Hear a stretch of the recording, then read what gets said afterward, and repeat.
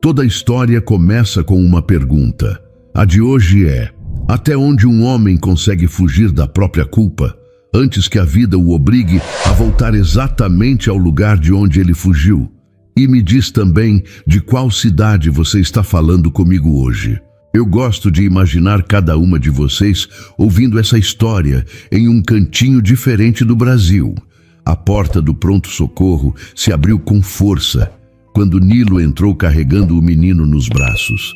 A camisa dele estava encharcada, parte de chuva, parte de suor frio. O cabelo do garoto pingava no chão branco do hospital. Atrás dele, a mãe corria descalça, com um chinelo na mão e o outro perdido em algum lugar da rua. "Socorro, por favor, socorro!" ela repetia sem fôlego. "Meu filho não está respirando direito."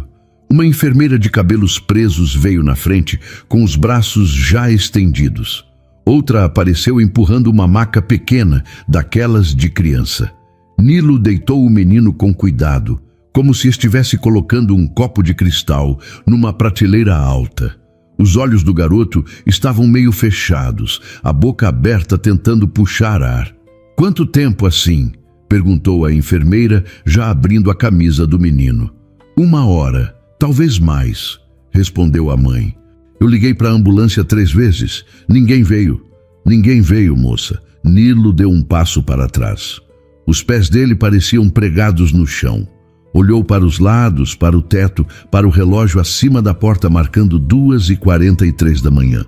Era a primeira vez em 7 anos que ele pisava num hospital. "O senhor é o pai?" perguntou a enfermeira sem olhar para ele, ocupada com o oxigênio. "Não, moça, sou o motorista." A mãe se virou. Os olhos dela estavam vermelhos, inchados. Olhou para Nilo daquele jeito que mãe olha para alguém que segurou o filho dela. Sem palavras, só um movimento curto da cabeça, agradecendo. "Pode esperar lá fora, senhor", disse a outra enfermeira. "A gente cuida agora." Nilo concordou. Mas as pernas não obedeceram na hora. Ele continuou parado, vendo o menino ser empurrado por um corredor de luzes brancas, ouvindo o barulho das rodinhas da maca, sentindo um cheiro de remédio que ele conhecia bem demais. Foi quando ele se lembrou do uniforme. O uniforme antigo da ambulância, dobrado no porta-luvas do carro. Ele guardava aquilo há 7 anos. Não sabia explicar por quê. Talvez para não esquecer. Talvez para se castigar todo dia ao abrir a porta do passageiro e ver aquele tecido azul desbotado lá, parado, esperando. A mãe não tinha visto. Ou tinha. Nilo saiu pela porta automática e respirou fundo. A chuva tinha diminuído. O carro estava parado em cima da calçada, com a porta de trás ainda aberta. Ele se aproximou devagar e, antes de fechar a porta, olhou para o banco. A bolsa da mulher estava lá, aberta. Um documento aparecia pela metade, junto com a carteira de SUS do menino. Ele leu o sobrenome. Leu de novo. Pegou o documento com a mão tremendo. Pinheiro. O mesmo sobrenome. A mesma família. 7 anos atrás, numa noite de chuva como aquela, ele tinha deixado uma criança esperando socorro. O nome dela também era Pinheiro. Bianca Pinheiro, 7 anos. Não chegou a tempo de ser atendida. Nilo nunca mais conseguiu dirigir uma ambulância depois daquilo. Agora, no banco de trás do carro dele, tinha a bolsa de uma mãe com o sobrenome Pinheiro. E lá dentro, num hospital que ele jurou nunca mais pisar, estava um menino lutando para respirar. "Não pode ser", ele falou baixinho, sozinho, no meio da madrugada. "Não pode ser ela." Mas era. Tinha que ser. Nilo guardou o documento no lugar, fechou a porta do carro e voltou para o pronto-socorro. Sentou-se num banco de plástico, daqueles desconfortáveis de propósito, para ninguém ficar muito tempo. Apoiou os cotovelos nos joelhos e enfiou as mãos no cabelo molhado. Uma faxineira passou empurrando um balde com rodinhas. O cheiro de desinfetante subiu. Ele fechou os olhos. Quando abriu, a mãe estava parada na frente dele. Tinha pegado um casaco emprestado de alguém. Os olhos dela secos agora, mas ainda vermelhos. Ela sentou no banco do lado. "O senhor salvou meu filho", disse ela com a voz baixa. "Pode me dizer o seu nome?" Nilo sentiu o ar parar na garganta. Os lábios se moveram, mas não saiu som. Senhor? Ela insistiu devagar, virando o rosto para ele. Nilo! Ele conseguiu falar finalmente. Nilo Vespasiano. Ela ficou olhando para ele por um tempo. Os olhos dela tinham uma calma estranha, dessas que vêm depois de muito choro. Cansada, mas atenta. Eu sou Roselene, disse a mulher. Roselene Pinheiro. Meu menino se chama Davi. Nilo apertou as mãos uma na outra. Ele não conseguia olhar para ela. A senhora quer um copo de água? Perguntou ele, só para dizer alguma coisa. Quero, respondeu Roselene. Mas não saio daqui. Não saio daqui enquanto não souber como ele está. Nilo se levantou e foi até o bebedouro do fim do corredor. Encheu 2 copos de plástico. As mãos dele tremiam tanto que a água transbordou pelos dedos. Voltou caminhando devagar, pensando se devia falar, se devia contar, se devia sair correndo e nunca mais aparecer. Entregou o copo para ela e sentou de novo. Obrigada, disse Roselene. Bebeu pequenos goles. O senhor tem filho? Não, senhora. O senhor é casado? Fui, faz tempo. Ela concordou, sem perguntar mais. Roselene tinha o jeito de mulher que aprendeu a não fazer pergunta demais para os outros. Que aprendeu na vida que cada um carrega o que pode. Eu liguei 3 vezes para a ambulância, sabia? Ela falou de repente. 3 vezes. A primeira foi 11h30 da noite. A última foi 1h15. Ninguém chegou. Ninguém. Nilo apertou o copo de plástico até ele estalar. Eu pedi um carro porque não tinha mais o que fazer, continuou ela. Pus o Davi no colo e desci na chuva. O senhor foi o segundo motorista a aceitar. O primeiro cancelou quando viu o destino. A gente cancela hospital, falou Nilo baixinho. Quase todo motorista cancela. Por quê? Tem muito risco. A pessoa pode passar mal no carro. A gente não tem o que fazer. O senhor não cancelou. Nilo ficou em silêncio. Ele tinha cancelado. Tinha apertado o botão de cancelar. Mas Roselene já estava com a porta aberta. Já estava entrando. Já estava com o menino no colo. Não deu tempo. Eu não cancelei. Ele mentiu. Uma médica de jaleco apareceu no fim do corredor. Andava com pressa, mas sem correr. Roselene se levantou de um pulo. O copo de água caiu no chão. Senhora Pinheiro? Sou eu, doutora, sou eu. Vem comigo, por favor. As duas sumiram numa porta lateral. Nilo ficou sozinho no corredor. Pegou o copo do chão, jogou no lixo, sentou de novo. Esperou. Uns 10 minutos depois, Roselene voltou. Andava devagar, com a mão na boca, mas não estava chorando de tristeza. Estava chorando de alívio. Ele vai ficar bem, ela disse, sentando do lado de Nilo. Foi uma crise de asma grave. Com mais um pouquinho, ele não teria aguentado. Foi o que a doutora falou. Mais um pouquinho. Nilo soltou o ar que estava preso no peito. Graças a Deus, ele falou. Graças a Deus e ao Senhor, disse Roselene. Ela colocou a mão em cima da mão dele, ali no banco. Foi um toque rápido, de mãe agradecida. Mas Nilo sentiu como se tivesse sido queimado. Puxou a mão devagar, sem grosseria, e enfiou no bolso da calça. Não precisa agradecer. Precisa sim. O senhor não faz ideia do que é uma mãe perder o filho esperando socorro.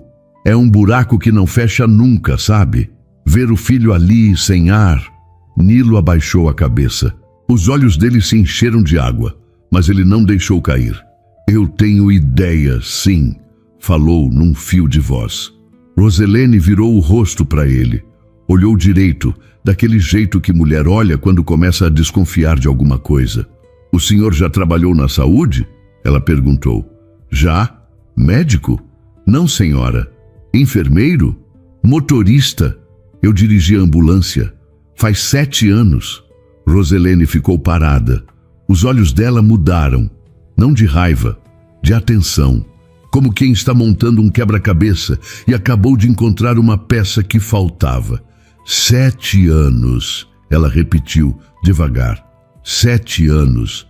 É, senhora. O senhor trabalhava aqui em São Paulo? Trabalhava numa empresa terceirizada? Nilo levantou a cabeça e olhou para Roselene de verdade. Viu o rosto dela, as olheiras fundas, as rugas finas no canto dos olhos, e viu o jeito que ela apertava o casaco emprestado contra o peito.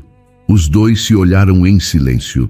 O barulho de uma porta abrindo no fim do corredor pareceu mais alto do que devia. Roselene não desviou o olhar.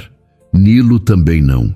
Os dois ficaram ali, parados, com o barulho do ar-condicionado do hospital zumbindo em cima da cabeça. Eu preciso ver meu filho, ela disse, finalmente levantando-se. A doutora falou que daqui a pouquinho posso entrar. Pode ir, senhora. Eu fico aqui. O senhor vai esperar? Vou. Por quê? Nilo pensou um pouco antes de responder. Porque a senhora veio de chinelo, não pode voltar para casa assim, na chuva de madrugada, com o menino no colo. Eu levo vocês quando ele tiver alta. Roselene concordou. Saiu pelo corredor. Nilo ficou no banco, olhando para as próprias mãos. As mãos dele eram grandes, com uma cicatriz fina entre o polegar e o indicador. Uma cicatriz antiga, de quando ele ainda era novo e trabalhava numa oficina antes da ambulância, antes de tudo. Ele pensou no que ia fazer. Podia ir embora. Era só levantar, sair pela porta, entrar no carro e sumir. Roselene tinha o nome dele, mas não tinha o sobrenome completo. Ele podia mudar de aplicativo, mudar de turno, sumir. Mas tinha o uniforme, aquele uniforme dobrado no porta-luvas. Se ela visse o carro de novo, se abrisse a porta da frente para alguma coisa, se encontrasse aquilo, ela ia saber. Nilo levantou, saiu do hospital, atravessou o estacionamento. A chuva tinha parado de vez. O céu de São Paulo estava cinza, com aquela cor de madrugada que não é mais noite e ainda não é dia. Abriu a porta do motorista, sentou, abriu o porta-luvas. O uniforme estava lá, azul escuro, com um bordado branco no peito. O nome dele bordado em letras pequenas, N. Vespasiano, Resgate Vida. O tecido tinha um cheiro de mofo, de coisa guardada faz tempo. Nilo segurou o uniforme nas mãos. Pensou em jogar fora. Pensou em queimar. Pensou em entregar para ela. Ficou ali uns 5 minutos, parado, sem decidir nada.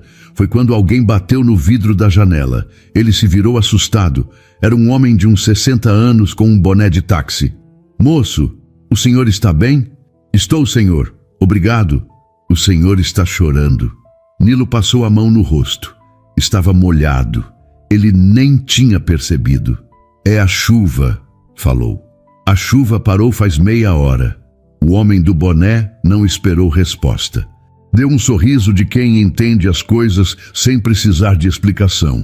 E foi embora caminhando devagar até o táxi dele. Nilo dobrou o uniforme de novo. Mas dessa vez, em vez de colocar no porta-luvas, ele colocou em cima do banco do passageiro, bem dobrado, à vista. Voltou para o hospital. Roselene tinha saído do quarto. Estava sentada no mesmo banco de plástico, com uma sacola do hospital na mão. Ele dormiu, ela disse. A doutora falou que vamos ficar em observação até de manhã, mas o pior já passou. Que bom, senhora. O senhor não precisa esperar tudo isso. Eu pego um carro depois. Não, senhora. Eu espero. Roselene olhou para ele. Tinha alguma coisa no jeito dela agora. Uma desconfiança que não estava ali antes. O senhor falou que dirigia a ambulância terceirizada. Ela disse devagar. Faz 7 anos. Falei. Qual empresa? Nilo ficou quieto. A boca dele ficou seca de uma vez. A senhora, por que está perguntando? Porque faz 7 anos que perdi uma filha esperando ambulância. A frase ficou solta no ar entre os dois. Nem Nilo nem Roselene se mexeram. Eu não sei o nome do motorista que não chegou a tempo, continuou ela, com a voz baixa, sem raiva. Nunca me disseram, eu fui atrás. Eu briguei na delegacia, eu fui em advogado, eu fiz cartaz. Ninguém me disse. Disseram que foi um problema de logística, que ninguém tinha culpa. Ela parou, respirou fundo. Mas eu sempre soube que alguém tinha. Alguém escolheu não ir. Nilo apertou os olhos. As mãos dele começaram a tremer de novo. Senhora Roselene, A empresa que eu pedi faz 7 anos chamava Resgate Vida. O nome bateu no peito de Nilo como uma porta fechando. Ele encostou as costas no banco, sentiu o tecido azul escuro do uniforme dobrado lá no carro pesar como se estivesse no colo dele agora. Senhora, ele tentou de novo. Me fala uma coisa, Nilo. Só uma coisa. O quê? O senhor era da Resgate Vida? Nilo não respondeu na hora. Levantou-se devagar do banco. Andou até o bebedouro de novo, encheu um copo de água, bebeu de uma vez. Voltou, sentou. Roselene esperava. Não chorava, não gritava, só esperava. Era, senhora. A palavra saiu pequena, curta. Roselene fechou os olhos. Apertou a sacola plástica do hospital contra o peito, como se estivesse abraçando alguma coisa invisível. Ficou assim um tempo, sem dizer nada. Quer que eu vá embora? Perguntou Nilo. Não. A senhora quer que eu chame alguém? Não. A senhora? Para de falar, por favor. Só um minuto. Nilo parou. Os dois ficaram em silêncio no corredor do hospital. Uma luz de fluorescente no fim do corredor estava piscando, com aquele barulhinho que dá em lâmpada velha. Tec, tec, tec. Uma maca passou empurrada por um maqueiro de uniforme verde. O cheiro de remédio voltou. Roselene abriu os olhos. Estavam vermelhos, mas firmes. Foi você que deixou minha filha esperando? Ela perguntou. A pergunta não tinha grito, não tinha choro. Era uma pergunta limpa, como quem pergunta as horas para alguém na rua. Nilo abaixou a cabeça. Demorou para responder. Eu não sei se foi a sua filha, senhora. De verdade, eu não sei o nome dela. Bianca Pinheiro. Tinha 7 anos.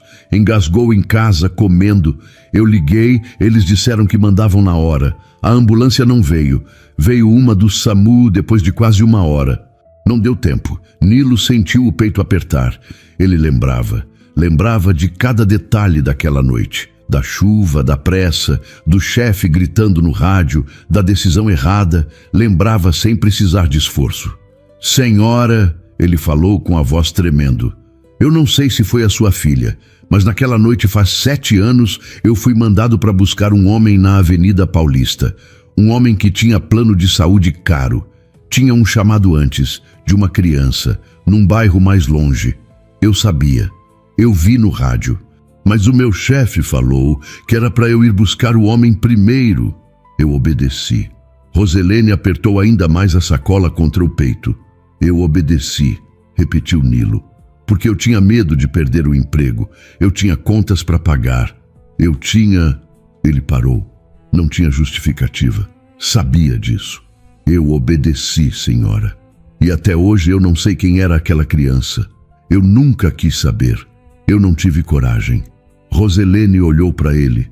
Tinha uma lágrima no canto do olho direito, mas ela não deixou cair.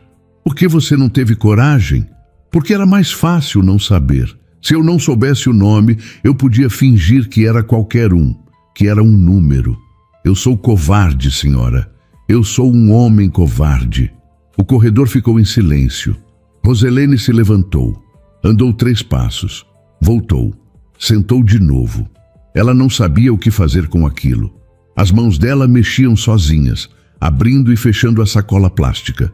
7 anos, ela falou sem olhar para ele. 7 anos eu durmo perguntando quem foi. 7 anos eu acordo perguntando quem foi. 7 anos. Eu sei, senhora. Você não sabe. Eu sei. Eu também não durmo. Eu trabalho de madrugada justamente para não dormir. Quando eu fecho o olho, eu vejo o rádio chamando. Eu vejo o nome da criança no painel. Eu vejo o relógio. Eu não consigo dormir, senhora. Roselene levantou a cabeça. Olhou para ele de verdade, pela primeira vez sem desconfiança, sem raiva. Você sabe que isso não me devolve a Bianca, né? Ela disse. Sei. Você sabe que isso não te tira a culpa. Sei, senhora. Então por que você está me contando? Nilo demorou para responder. As mãos dele apertaram os joelhos. Porque a senhora me perguntou. Porque hoje, em vez de fugir, eu ia carregar seu filho até dentro do hospital. E enquanto eu carregava, eu pensei numa coisa. Em quê? Que eu já tinha fugido uma vez. Que se eu fugisse de novo, eu nunca mais ia conseguir dirigir. Nunca mais. Roselene ficou olhando para ele por um tempo. Depois, levantou. Andou até a janela do corredor, que dava para o estacionamento. Cruzou os braços. Ficou ali, olhando para fora, sem dizer nada. Nilo não ousou se mexer. Achou que era assim que iam terminar. Ela ia mandar ele embora. Ou ia ficar em silêncio até o filho ter alta. E depois ia pegar outro carro, e ele nunca mais ia ver os dois. Mas Roselene falou: "Conta para mim aquela noite." Ela disse, sem virar o rosto: "Conta direito. Eu quero saber o que aconteceu." Nilo respirou fundo. As mãos dele continuavam apertando os joelhos. Ele começou devagar. Era uma quinta-feira. Chovia muito, igual hoje. Eu tinha começado o plantão às 7 da noite. Já tinha feito 3 corridas, todas pesadas. Um senhor que caiu da escada, uma mulher grávida, um menino com convulsão. E depois? Depois deu 9h30. Eu estava parado na base, esperando chamada. Veio uma chamada no rádio. Uma criança, engasgada. Bairro distante, periferia, quase divisa com Guarulhos. Roselene apertou os braços com mais força, mas continuou olhando pela janela. Eu peguei o rádio e disse que estava indo. Liguei o motor. Foi quando o meu chefe veio correndo. Um homem chamado Ademir. Ele falou: "Não, Nilo, vai para Paulista. Tem um chamado de prioridade lá. Um senhor com plano top." "Plano top", repetiu Roselene. É como eles chamavam, cliente top. Era um senhor que tinha dor no peito, mas tinha plano caro, daqueles que pagam bem para a empresa. E a criança? Ademir falou que ia mandar outra ambulância, falou que tinha outra livre vindo de Itaquera. Falou para eu não me preocupar. E você não se preocupou. Eu obedeci, senhora. Eu fui para Paulista. Levei o senhor para o hospital particular. Levei 35 minutos com a chuva. Quando voltei para a base, perguntei para o Ademir como tinha sido o caso da criança. Ele disse que tinham mandado o SAMU, que tinha dado tudo certo. E você acreditou. Eu quis acreditar. Nilo parou. Ele estava falando devagar, mas as palavras saíam doendo. Roselene continuou de costas. 2 dias depois, ele continuou. Eu fui no escritório pegar meu pagamento. Tinha uma reportagem na televisão. No noticiário das 6 da tarde. Falavam de uma mãe que perdeu a filha esperando ambulância. Mostravam a foto da menina. Eu olhei para a tela e congelei. Roselene se virou. Os olhos dela estavam cheios de lágrimas, mas ela respirava devagar. "A senhora apareceu na televisão", disse Nilo. Eu vi a senhora. A senhora estava com um cartaz na mão, pedindo justiça. "Eu não me lembro de tudo daquela semana", falou Roselene. "Eu só lembro que eu ia em todo lugar. Em jornal, em rádio, em delegacia. Ninguém me ouvia direito." "Eu vi a senhora", repetiu Nilo. "Eu lembro do seu rosto. Eu fui para o banheiro do escritório e fiquei lá 1 hora. Quando saí, fui falar com o Ademir. Ele disse que não tinha sido culpa minha, que eu tinha cumprido ordem. Disse para eu esquecer." "Mas você não esqueceu?" "Não, senhora. Eu pedi demissão no mesmo dia. Eu fui para casa, peguei o uniforme, dobrei e guardei. Nunca mais entrei num hospital. Nunca mais." Roselene voltou para o banco. Sentou do lado dele, mas não muito perto. Os dois ficaram ali, sem se olhar. "E o tal Ademir?" ela perguntou. "Foi promovido, virou gerente. Depois saiu da empresa, abriu uma outra. Ainda trabalha com isso, eu acho. E ninguém foi responsabilizado." "Ninguém, senhora.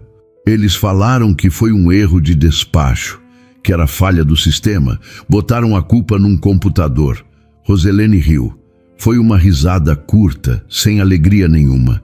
O tipo de riso que sai quando a pessoa não tem mais o que fazer. "Falha do sistema", ela falou.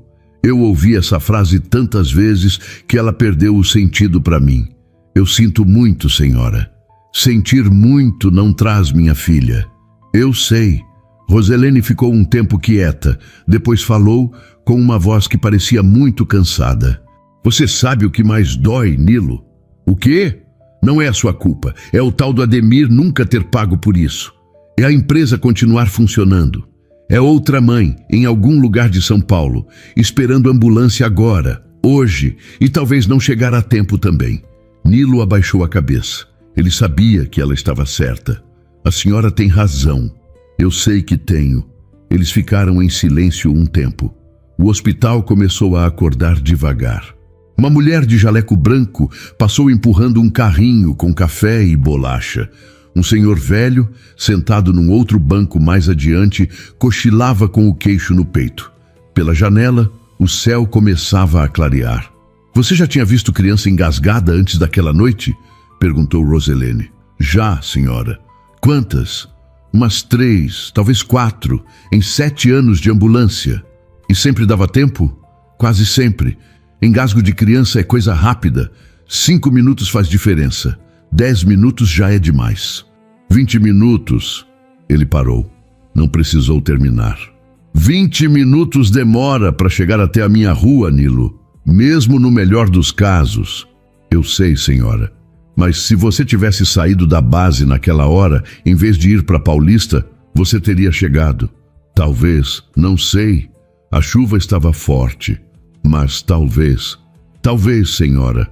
Roselene apertou os olhos. Ela não estava com raiva. Era uma coisa mais pesada do que raiva. Era uma decepção antiga, daquelas que a gente carrega tantos anos que já vira parte do peso do corpo. Eu trabalhava de garçonete naquela época, ela falou. Meu marido tinha ido embora fazia 2 anos.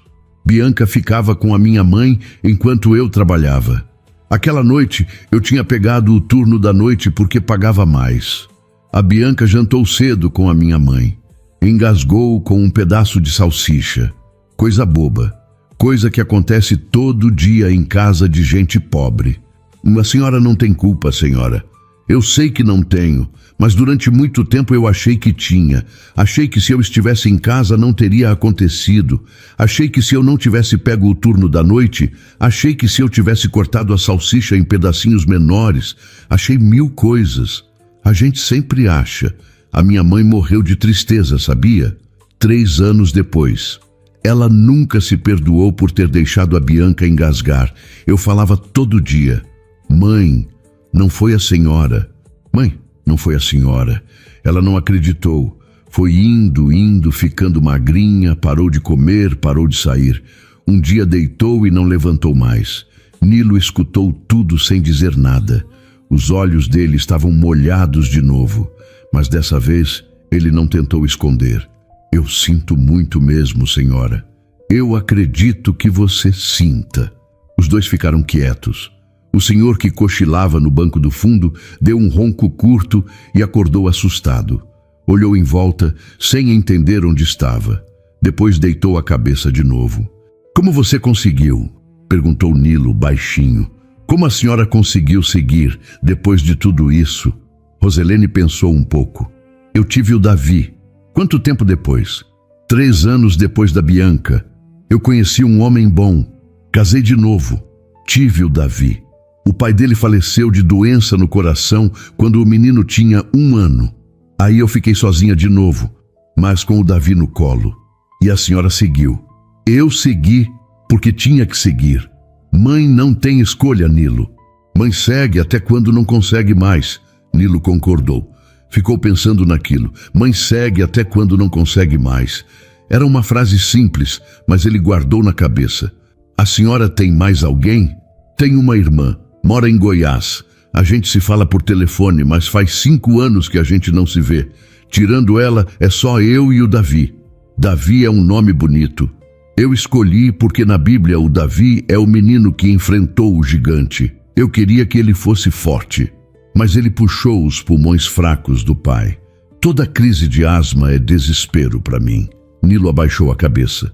A senhora liga para a ambulância sempre que ele tem crise? Sempre.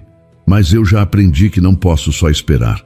Hoje, quando ligaram a 3ª vez e disseram que iam mandar e não mandaram, eu peguei ele no colo e desci.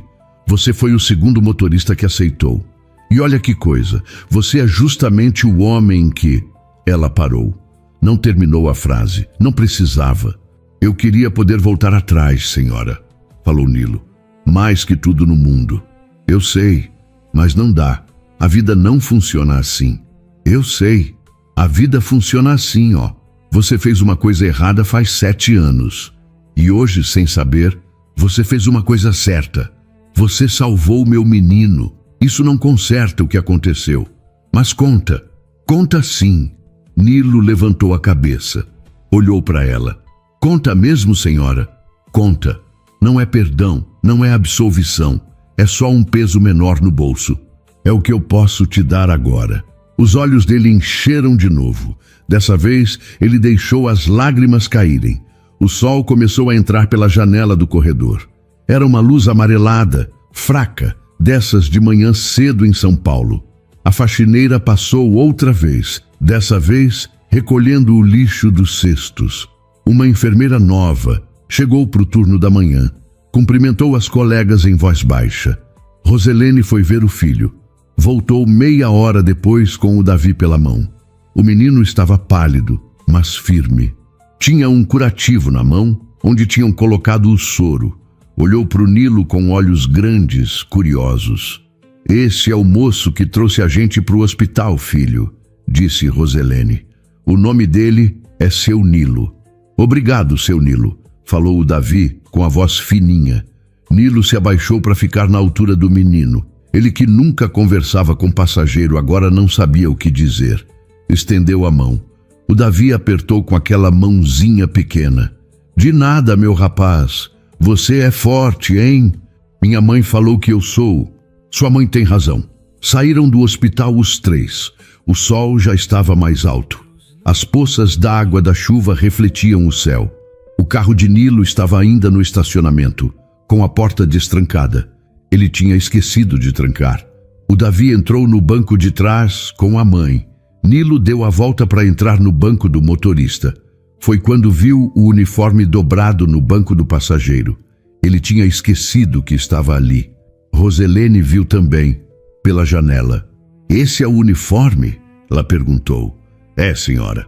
Posso? Nilo concordou. Pegou o uniforme, entregou para ela pela janela. Roselene segurou nas mãos. Passou os dedos no bordado do nome. Sentiu o cheiro. Olhou para o filho, que estava cochilando no banco de trás. Posso ficar com isso? Nilo demorou para responder. Pode, senhora, pode ficar. Ela dobrou de novo, com cuidado, e colocou no colo. Não disse mais nada. Nilo entrou no carro, ligou o motor, saiu do estacionamento. A corrida até a casa de Roselene foi quieta. O Davi dormiu o caminho todo. O bairro era simples, casas de um andar, ruas estreitas, comércio começando a abrir. Nilo parou na frente do portão de uma casinha azul clara com um vaso de samambaia na janela. Roselene desceu. Pegou o menino no colo. Ele acordou um pouco, mas continuou meio dormindo, com a cabeça no ombro dela. Quanto eu te devo? Ela perguntou. Não me deve nada, senhora. A corrida deu quanto? Não importa. Importa sim. Nilo desligou o aplicativo. Mostrou o celular para ela. A corrida marcava R$ 32. Não vai cobrar? Não, senhora. Não dessa vez. Roselene concordou. Ficou parada no portão, com o filho no colo, segurando o uniforme dobrado debaixo do braço. Nilo, senhora, você me promete uma coisa? O quê? Você vai procurar um lugar para contar isso direito. Não para mim, para você. Procura uma pessoa, um padre, uma psicóloga, um grupo, sei lá. Você não pode carregar isso sozinho mais 7 anos. Eu vou procurar, senhora. E mais uma coisa. Pode falar. Hospital. Você vai voltar a entrar em hospital quando alguém precisar. Não cancela mais corrida para hospital. Promete. Nilo apertou o volante. Demorou. Prometo. Roselene concordou. Entrou em casa com o Davi. Fechou o portão atrás dela. Nilo ficou parado no carro uns minutos. Olhou para o celular. Recebeu a nota da corrida. 5 estrelas. E uma mensagem escrita. Obrigada por carregar meu filho e por carregar a verdade. Roselene. Ele guardou o celular. Tirou o carro da rua devagar. No caminho de casa, parou num farol. Pegou o telefone. Procurou na lista de contatos antigos. Achou o nome de uma assistente social que tinha tentado falar com ele uma vez, anos atrás, quando ele saiu da empresa. Ele nunca tinha retornado a ligação. O cartão da mulher estava amassado no fundo da carteira fazia 7 anos. Marcou o número. Demorou 3 toques. Alô? Dona Vera? É o Nilo. Nilo Vespasiano. A senhora não vai lembrar de mim. A senhora me procurou faz uns 7 anos, depois de um caso com uma criança numa ambulância. Eu nunca te liguei de volta. Do outro lado, a mulher demorou um pouquinho. Eu lembro de você, sim, Nilo. Eu lembro. A senhora ainda atende? Atendo. Quer marcar uma conversa? Quero sim. Quando você pode? Nilo olhou pelo retrovisor. O sol agora batia direto no banco de trás vazio. O sinal abriu. Os carros começaram a buzinar. Hoje, Dona Vera, pode ser hoje? Pode ser hoje. Ele desligou. Colocou o telefone no porta-luvas. O porta-luvas estava vazio agora. Sem uniforme dobrado, sem peso guardado. Só uma manual do carro e um pacote de bala de hortelã. Nilo respirou fundo, acelerou devagar. A cidade acordava. Era manhã de quinta-feira em São Paulo e ele tinha um lugar para ir. Eu confesso, minha amiga, que eu não sei o que faria no lugar de Roselene. Tem decisão que não tem resposta fácil. Perdoar não apaga o passado, mas carregar ódio também pode prender uma pessoa dentro da mesma dor por anos. Agora me conta aqui nos comentários. Se você estivesse no lugar dela, teria conseguido perdoar Nilo depois de tudo ou jamais aceitaria olhar para ele de novo? A faxineira Vera Lúcia só queria ir embora para casa naquele fim de tarde na Faria Lima. O corpo doendo, a cabeça cheia, pensando no ônibus lotado. Mas ela parou, porque no meio do barulho dos carros, ela ouviu um choro, baixinho, 2 meninas idênticas, sozinhas, perdidas. E mesmo sem conhecer, ela atravessou a rua correndo e ficou com aquelas crianças. O que Vera não imaginava é que o pai daquelas meninas era Francisco Bueno de Miranda, um homem milionário, frio, que nunca deixou ninguém chegar perto das filhas. Mas o pior não foi isso. O pior foi o que aconteceu minutos depois, quando aquelas 2 meninas olharam para Vera, se agarraram nela no meio da rua e gritaram uma palavra que ninguém naquela família ouvia há anos: mamãe! E o que Francisco fez em seguida mudou a vida de todos eles para sempre. Nossas histórias têm viajado longe. De onde você está assistindo hoje? Compartilhe com a gente nos comentários. A Faria Lima estava entupida de carro naquele fim de tarde. Vera Lúcia saiu do prédio de escritórios arrastando o pé. O uniforme vermelho grudava nas costas de tanto suor. 28 anos, e o corpo já reclamava feito velha de 70. Tinha limpado mais de 20 salas no turno. Copo de café seco na mesa. Banheiro de executivo. Vidraça cheia de marca de mão. Agora só queria o ônibus, um prato de arroz com feijão e a cama dela. Foi quando escutou um chorinho baixo, daqueles abafados. Quase se perdeu no barulho dos carros. Vera parou. Do outro lado da calçada, 2 meninas pequenas andavam de mão dada. Loirinhas, cabelo preso com fita branca, sapatinho de verniz. Vestidos que deviam custar o salário dela de 2 semanas. E as bochechas molhadas. Olhou para os lados. Nenhum adulto. Nenhum olhar de mãe preocupada. Ninguém. 2 crianças de 5 anos. Sozinhas, no meio da Faria Lima. O peito de Vera apertou tão forte que ela nem pensou. Atravessou a rua correndo. Um entregador de moto buzinou, xingou. Ela fez que não ouviu. Chegou perto das 2 e dobrou os joelhos na calçada, ficando na altura delas. Ei, calma. Ninguém vai brigar com vocês. Me conta o que aconteceu. A do vestido amarelo engoliu um soluço. A do vestido vermelho apertou a mão da irmã. A gente perdeu o papai. Ele mandou a gente ficar parada. A outra entrou. A gente saiu só um pouquinho. Vera passou o dedão na bochecha molhada da menina do amarelo. Aquela mão calejada, cheia de produto de limpeza, parecia gigante encostada naquele rostinho. Dona, é a gente que vai falar. A de vermelho resmungou brava. Vera quase soltou uma risada. Ah, é? Então como é que vocês chamam? Valentina, apontou para a irmã. E eu sou Antonella. E eu não tô chorando. É ela. Tá certo, Antonella. As duas se olharam, daquele jeito que gêmea faz. Antonella demorou a ceder, mas cedeu. Vem cá. Vera estendeu as duas mãos. As meninas seguraram. Do outro lado da calçada tinha um carrinho de pipoca antigo. Daqueles com a roda de madeira, a pipoqueira de alumínio chiando, o cheiro de manteiga tomando a quadra inteira. Vera puxou as duas para lá. Seu moço, 3 saquinhos. O pipoqueiro, senhor de boné gasto, olhou para as meninas e abriu um sorriso sem 2 dentes. 2 princesinhas. Vai com capricho. Valentina passou as costas da mão no rosto. Antonella continuou desconfiada, mas os olhos grudados no saquinho.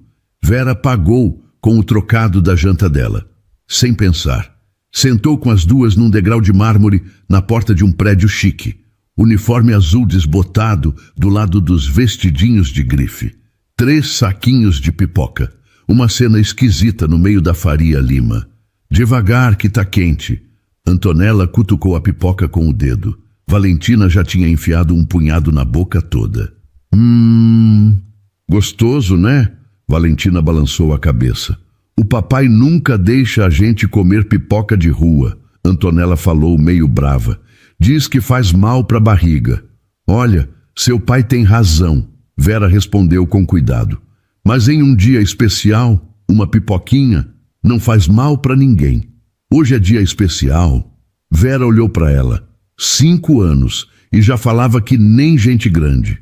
Hoje é o dia que a gente se conheceu. Para mim, é. Valentina sorriu. Um sorriso de bochecha cheia de pipoca. E encostou a cabecinha no ombro da Vera como se conhecesse ela desde sempre. Vera travou. O ombro, acostumado só com peso de vassoura e balde, agora tinha uma cabecinha loira descansando ali. A mão dela foi indo, devagar, até os cabelos da menina. Alisou com medo. Do outro lado da avenida alguém gritou. Um homem. Desesperado. Valentina! Antonella! As 3 olharam ao mesmo tempo. Um homem alto, de terno caro, paletó aberto, gravata torta. Vinha correndo, o rosto vermelho. O cabelo grisalho nas têmporas bagunçado. Os olhos arregalados. Antonella deixou o saquinho cair. É o papai. Valentina se agarrou no braço da Vera. Apertou forte. Enfiou a cara no uniforme azul. Eu não quero ir. Vera olhou a menina. Olhou o homem atravessando a rua correndo. Olhou para os próprios dedos, ainda no cabelo da Valentina. Francisco Bueno de Miranda chegou ofegante. Um táxi quase pegou ele no meio da rua. Buzinou forte, xingou pela janela. Francisco nem registrou. Os olhos estavam grudados nas 2 meninas sentadas no chão, comendo pipoca de rua, junto de uma mulher de uniforme azul. O alívio virou raiva rápido demais.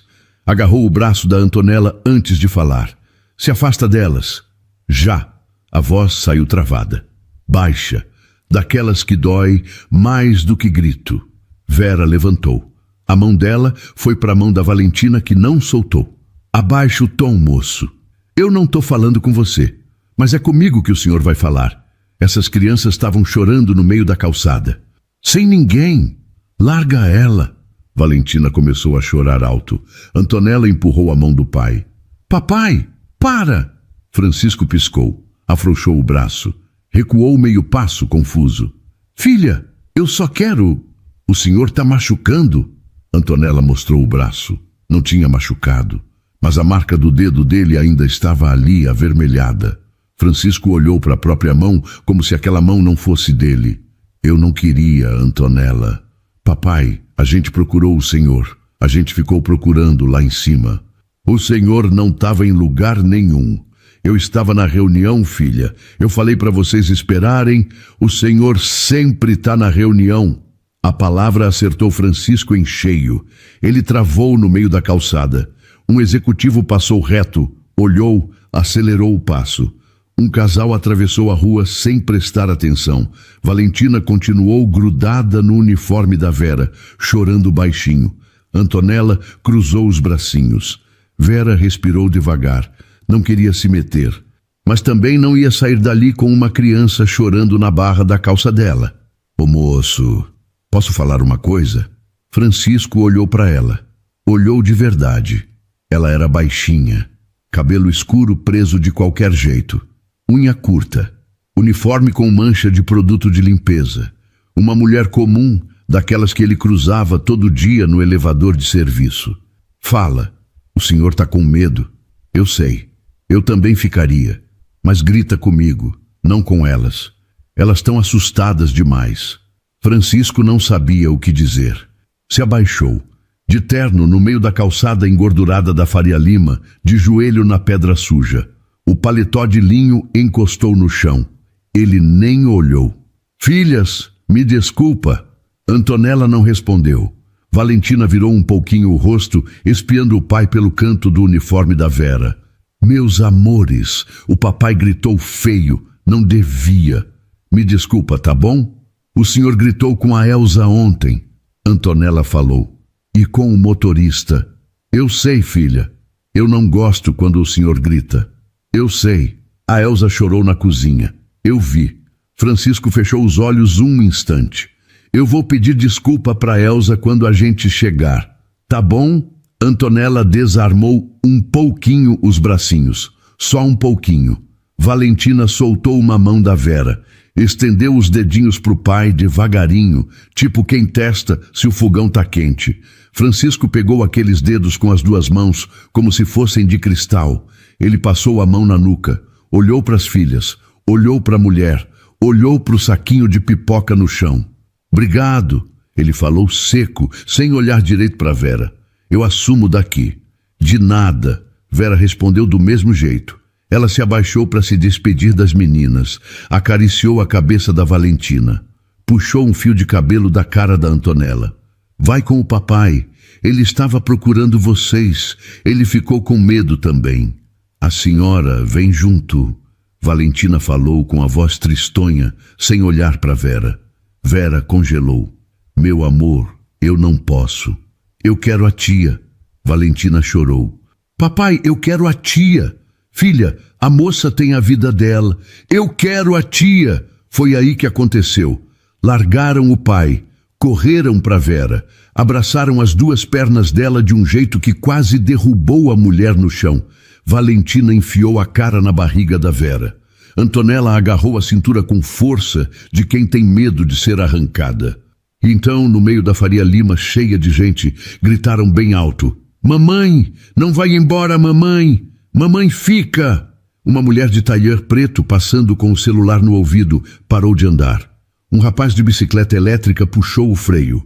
O pipoqueiro segurou a concha no meio do ar. Vera ficou de boca aberta. A mão dela parada no ar, sem saber onde colocar. Queria explicar. Queria gritar que ela não tinha pedido aquilo. Queria dizer, não fui eu não falei nada, eu não sei de onde saiu isso. Olhou para o Francisco pedindo socorro. Francisco estava pálido, branco feito papel, a boca aberta, os olhos fixos nas filhas, naquele abraço, naquela palavra, mamãe. Uma palavra que não era dita dentro daquela família há 5 anos. Desde o dia em que Valentina e Antonella vieram ao mundo e a mãe delas fechou os olhos para não abrir mais. As duas só tinham visto foto, nunca tinham chamado ninguém daquele jeito. E agora estavam ali, as duas, gritando mamãe para uma faxineira. Vera abriu a boca para explicar. Nada saiu. Francisco deu um passo, parou. A mão dele tremeu. Vera sentiu uma coisa quente descer pelo rosto. Quando ela notou, era lágrima. Francisco ficou parado no meio da calçada, vendo suas filhas grudadas numa estranha. As pessoas passavam, olhavam rápido e seguiam. Uns cochichavam. Nenhum deles se importava de verdade. Ele engoliu. A garganta estava seca. Filhas... A voz saiu baixa. Vem com o papai. Antonella prendeu a respiração contra a perna da Vera. Valentina afundou mais a cara no uniforme. Não! Era a primeira vez que ele ouvia aquilo das duas juntas, daquele jeito. Não era birra de parque, não era drama de hora do banho. Era outra coisa. Vera se abaixou devagar. Meninas, olha para mim. Seu pai tá aqui. Vocês têm que ir com ele. A senhora vai junto. Valentina choramingou. Eu tenho que ir para casa, meu amor. Leva a gente junto. Vera olhou para o homem. O homem olhou de volta. E os dois ali, sem combinar, entenderam que ia precisar de um acordo. As duas não saíam daquela perna na força. Francisco levantou do chão, limpou o paletó manchado. O terno caro não escondia mais nada. A senhora aceita uma carona para casa? Não precisa. Precisa sim. A senhora fez as minhas filhas pararem de chorar. Eu não consegui. Isso vale uma carona. Vera olhou para o relógio da esquina. 7h10. O ônibus dela passou. O próximo, 1h. Se pegasse o último, ia chegar em Paraisópolis quase meia-noite. A mãe dela ia ficar preocupada. Uma carona, só até elas ficarem calmas. Só até elas ficarem calmas, ele repetiu. Os dois já estavam mentindo um para o outro sem saber. O carro chegou em silêncio. Preto, grande, com vidro escuro, daqueles que a gente cruza e nem repara. Um motorista de paletó cinza abriu a porta. Valentina entrou primeiro, puxando Vera pela mão. Antonella foi atrás. Francisco deu a volta, entrou do outro lado. Dentro, cheiro de couro novo. Ar-condicionado gelado que deu arrepio na Vera. Uma telinha no encosto do banco da frente. Vera abraçou a bolsa no colo com medo do carro fechar a porta e engolir ela junto. "Para onde, doutor?" Francisco olhou para as filhas, uma de cada lado da Vera, encostadas nela feito almofada. "Para casa, seu Osvaldo. Depois Paraisópolis." Vera emendou rápido. "Perto da Kombi da feira, o senhor conhece." "Conheço, dona. Tranquilo." O carro pegou a avenida e subiu em direção ao Morumbi. Valentina fechou os olhos antes de chegar no primeiro farol.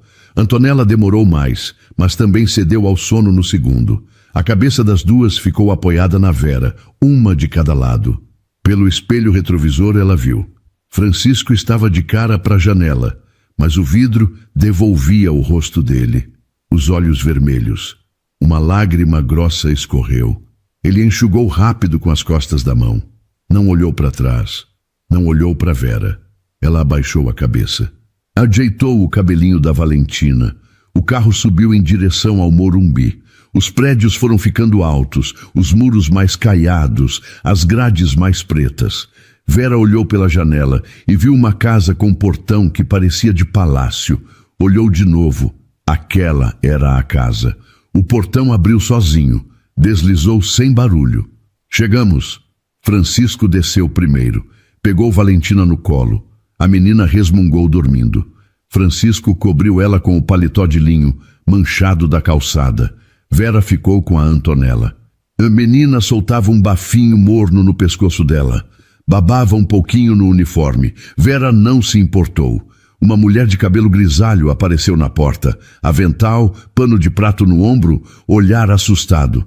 "Doutor Francisco, graças a Deus. Eu estava pegando o telefone para chamar a polícia." "Elza, tá tudo bem." Elas dormiram. Elza espichou o pescoço para dentro do carro. Os olhos dela apertaram um segundo quando viu Vera com a Antonella no colo. "A senhora veio junto?" "Vim." Vera respondeu sem graça. Trouxe elas de volta. Elza entendeu antes mesmo de ouvir o resto. Veio até a porta do carro. "Obrigada, minha filha." "Desce." Vera desceu. Pisou num chão de mármore tão brilhante que deu para ver o reflexo do tênis velho dela. O tapete da entrada era mais macio que o colchão dela em Paraisópolis. "Segundo andar, primeira porta à direita." Elza cochichou. Vera subiu a escada com a Antonella nos braços. Cada degrau era uma vida diferente da dela. Lá em cima, Francisco já tinha deitado a Valentina numa das caminhas cor-de-rosa.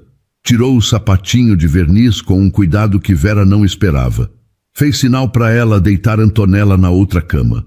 As duas dormiam profundo, bochechas rosadas. Francisco olhou para Vera. A gente precisa conversar. Lá embaixo. A sala era grande demais. Vera ficou em pé sem saber onde sentar. Cada sofá parecia peça de museu. Senta aí, minha filha. Eu vou te trazer um café. Elsa apareceu com uma bandeja. Café preto, pão de queijo quentinho, manteiga numa vasilha de vidro. Vera pegou a xícara com as duas mãos. Tremia um pouquinho. Francisco sentou na cadeira da frente. Afrouxou a gravata. Parecia mais velho agora, cansado. Como é o seu nome? Vera Lúcia. Vera Lúcia de quê? Dos Santos Pereira. Vera Lúcia dos Santos Pereira. Onde a senhora trabalha? No prédio 27 da Faria Lima. Empresa terceirizada. Limpeza. Quanto a senhora ganha? Vera ficou quieta. Olhou para o pão de queijo. Doutor, desculpa. O senhor está me interrogando. Eu não roubei nada. Eu só estava indo embora do trabalho e achei as suas filhas na rua. Eu não quis ofender. Eu estou tentando fazer uma proposta. Proposta? Francisco respirou. Era um homem acostumado a mandar. Estava difícil pedir. Vem trabalhar aqui em casa. Babá, governanta. O nome a senhora escolhe. Eu pago o triplo do que a senhora ganha na limpeza. Moradia, comida, folga aos domingos e a senhora cuida das meninas. Vera engasgou no pão de queijo, tossiu. Elsa correu com um copo d'água. O senhor está me oferecendo emprego porque as suas filhas me chamaram de mamãe? Tô te oferecendo emprego porque faz 5 anos que aquelas meninas não dormem direito. Aquelas duas ali em cima estão dormindo agora. Por sua causa. A voz dele falhou na última palavra. Só uma vezinha. Mas Vera pegou. Doutor, com todo respeito, o senhor não me conhece. Eu posso ser qualquer coisa. Ladra. Pior. O porteiro do meu prédio me contou que te viu comprando pipoca para as minhas filhas com o seu dinheiro. Ladra não gasta com criança estranha. Vera abaixou a cabeça. Pensou na mãe. Dona Aparecida, 62 anos, diabetes descontrolada, remédio caro. Pensou no aluguel da kitnet em Paraisópolis, 3 meses atrasados. Pensou na irmã mais nova, Jéssica, que saiu de casa e não voltou mais. Pensou nas próprias costas, que doíam toda a noite. Depois pensou na menina do vestido amarelo, dormindo lá em cima com o pé descalço de fora da coberta. Levantou o queixo. Uma condição. Fala. O senhor não grita comigo. Nunca. Nem uma vez. No dia que o senhor gritar comigo do jeito que gritou na Faria Lima, eu faço a mala e vou embora. E não tem dinheiro que me segure. Francisco colocou a xícara na mesa devagar. Ninguém tinha falado com ele daquele jeito em muito tempo. Talvez nunca. Tá. E outra. Eu vou cuidar essas meninas do meu jeito. Roupa de brincar, pé no chão, mão na terra, biscoito na cozinha. Se o senhor quiser menininha de porcelana, contrata outra. Tá. E minha mãe mora em Paraisópolis. Ela é doente. Todo domingo eu vou lá, sem falta. Carro e motorista, pode ser? Vera olhou para ele. Tava falando sério. Pode. Ele estendeu a mão. A mão dele era lisa, de quem mexe em caneta. A dela era áspera, de quem torce pano. Os dois apertaram. Quando a senhora começa? Amanhã eu preciso resolver umas coisas, falar com meu chefe da limpeza, avisar a minha mãe. Na quarta eu tô aqui. Quarta então. Vera levantou, pegou a bolsa. Doutor. Oi. Uma última coisa. Aquelas meninas me chamaram de mamãe hoje. Não fui eu que ensinei. Mas se o senhor não quer que isso se repita, me diz agora. Francisco demorou para responder. Passou a mão no rosto. Olhou para a escada que subia para o quarto das filhas. Elas nunca chamaram ninguém assim. Nenhuma babá, nenhuma parente. E não vou ser eu a tirar isso delas. Vera balançou a cabeça. Foi em direção à porta. Vera, oi, obrigado. O senhor ainda não me contratou para agradecer. Só quarta a gente vê se isso dá certo. Francisco soltou um riso curto. O primeiro do dia. Seu Osvaldo levou ela para Paraisópolis. No caminho, Vera olhou pela janela. Faria Lima, Pinheiros, Santo Amaro, a paisagem mudando, as casas encolhendo. Quando o carro entrou na rua de terra da comunidade, os vizinhos se encostaram na janela para ver. Dona Aparecida abriu a porta com a mão no peito. Filha, você estava num acidente? Não, mãe. Senta aqui. A gente precisa conversar. E Vera contou. Do começo. Da pipoca. Do mamãe, do emprego. Dona Aparecida ouviu sem piscar. Quando terminou, segurou a mão da filha. Minha filha, Deus não erra. Vai. Na primeira semana, Vera aprendeu mais sobre a casa do que sobre as meninas. Café às 7. Almoço das gêmeas ao meio-dia, sempre separado do pai. Jantar do doutor às 8, ele sozinho na mesa, o jornal ao lado do prato, o garfo no ar, entre uma manchete e outra. Elza cozinhava, seu Osvaldo dirigia, Cida arrumava os quartos. Seu Benedito cuidava do jardim 3 vezes por semana. Ninguém ria, não havia alegria naquele lugar. Na segunda semana, Vera começou a quebrar a rotina estabelecida. Meninas, hoje o café é de pijama. De pijama? Antonella estranhou. A Elza disse que a gente tem que estar vestida. Hoje não, hoje é o dia da preguiça. Valentina pulou na cadeira do balcão. Antonella demorou mais, mas quando viu a irmã enfiando a colher no pote de achocolatado, desceu para a cozinha descalça. Elza encostou na porta da copa, escondeu um sorriso no pano de prato.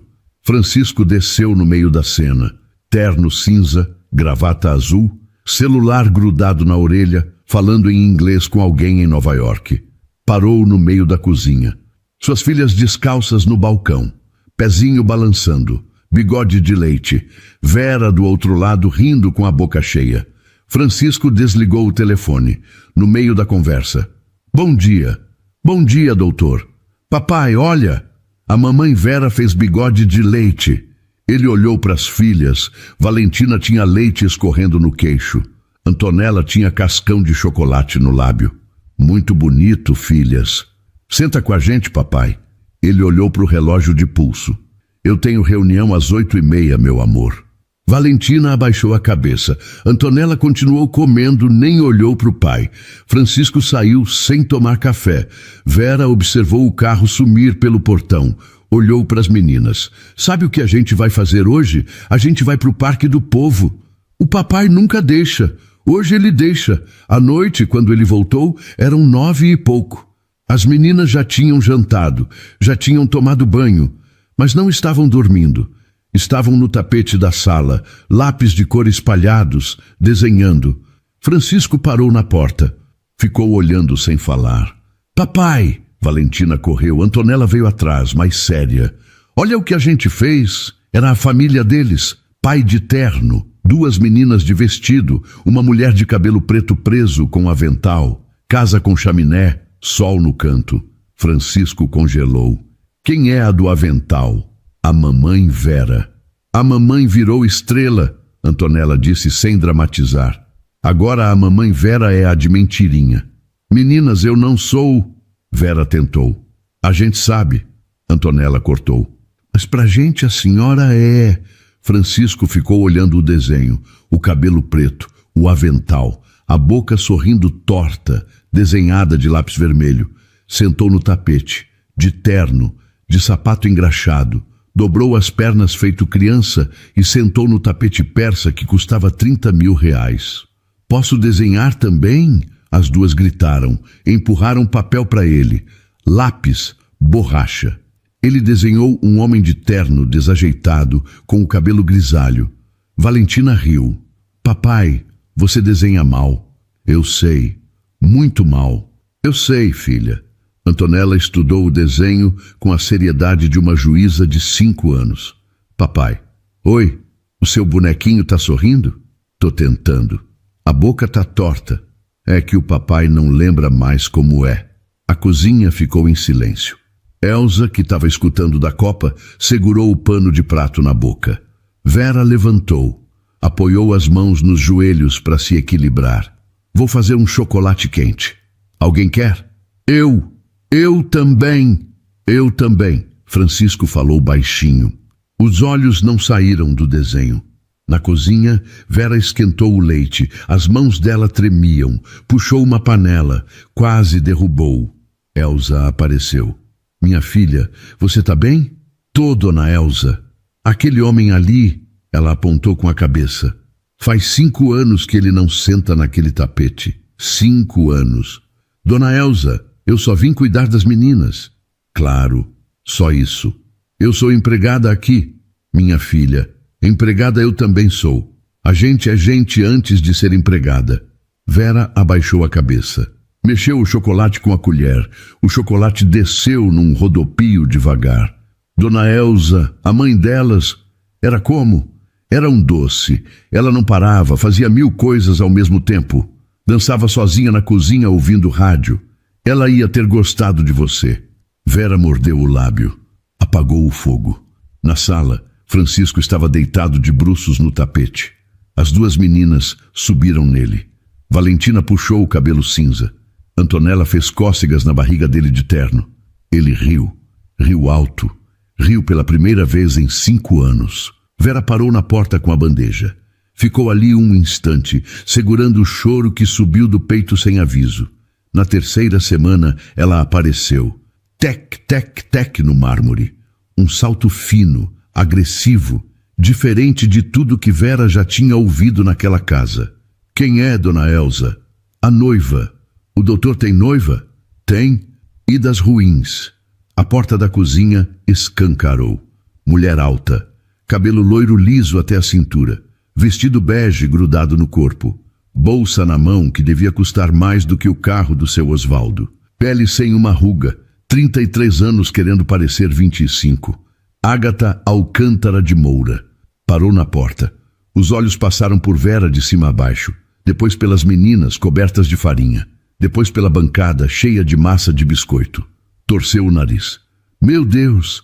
Bom dia! Vera falou, limpando a mão no avental. Bom dia! Você é a nova... Sou a Vera. Vera. Olha, Vera. Umas regrinhas. Cozinha não é lugar de criança. As meninas têm babá para ficar no quarto com boneca. Criança de boa família não fica se sujando desse jeito. Antonella parou de mexer a massa. A gente tá fazendo biscoito de coração. Amor, é lindo, mas vai pro quarto agora. A tia Vera limpa. Não. Ágata piscou. Como? Não. Ela largou o cabelo que estava enrolando no dedo. Saiu da cozinha batendo o salto. Francisco!